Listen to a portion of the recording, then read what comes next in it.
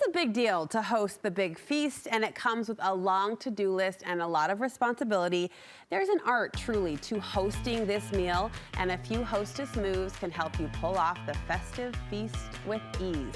We're calling in a woman who has mastered it. Our friend Cy Foster of A Bountiful Kitchen is in our kitchen today with what? A pep talk, kind of? It's like a timeline meets a pep talk meets a you can do this from Cy. I can't think of anyone better. I should have brought pom-poms. Pom-poms. All right, who we start by showing this book? Oh, yes. I feel like this might get stolen before you leave. It's kind of dirty. The studio. So be careful. Tell us what this is.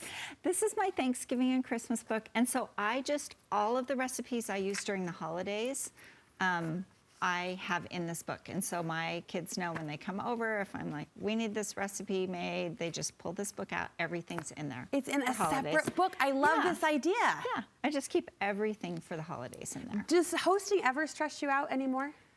Not really. No. I probably, because I prepare ahead so much. So I try to prepare as much as I can ahead so that on that day, I really can enjoy the people that are there. Are you hosting this year? Yes. Yes, and you're ready because you're prepared. Yeah, so it's not a big deal when you're prepared. On your hosting to-do list, I wanted to call this out because it surprised me.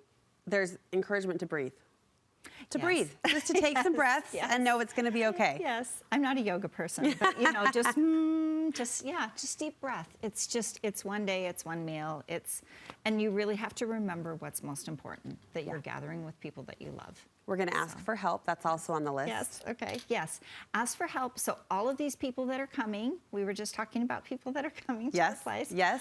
All these people that are coming, when they offer help, I think it's in our nature to say, no, I've got this. You know, just come, just enjoy. And I do that all the time, I feel like. And I've learned over the years that for meals like this, it's really good to let other people help because people want to be a part of the experience. And so let them help and then ask them, what would you like to bring? And they most often will tell you what they do best.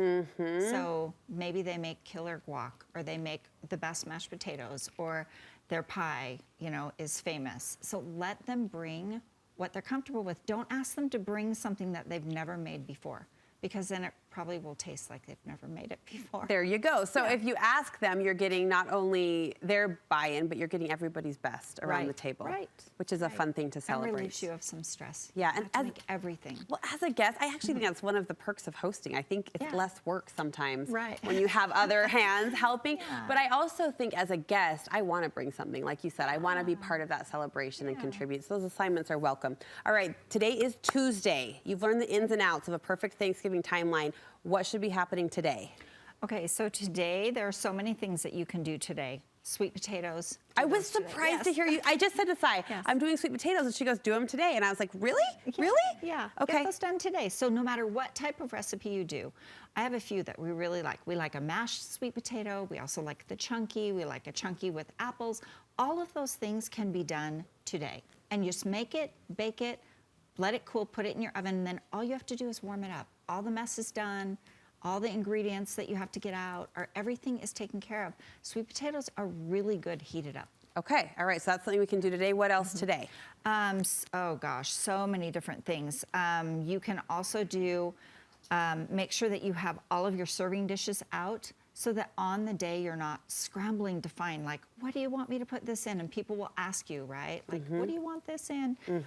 Get those things out, make sure they're clean, and put the serving utensil in it too. And I usually put a little sticky note that says mashed potatoes, gravy, rolls. So everything is out. If you have a linen to line your roll basket, put the linen out. And then you're not the one that's having to run around and find all these things or direct anybody when you're really busy.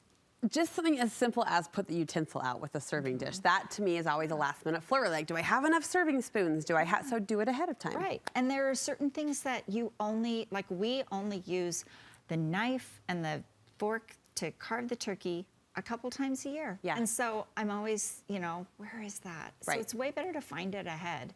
Just relieves you of scrambling and trying to find those things at the last minute. Let's go to Wednesday. You say we can do more make-ahead food like rolls, Jell-O, salad dressing, and you're encouraging us to wash everything and actually set the table. Right, set the table, get everything set out. I mean, It's really easy if you have a dining room that's set apart, right, from everything else. A little more difficult if you have tables that you're setting up at the last minute. But even with tables that you're setting up at the last minute, get all the plates and put them in one area. So even if you have to use your laundry room or your mudroom or your garage or something, go set all that. So if you're sitting 8 people at one table, get all those plates out, stack them up, all the silverware, whether you're using disposable or things that you wash, get all those things together so you're not trying to find, oh my goodness, I only have 4 forks, you know, but way better to find those things ahead.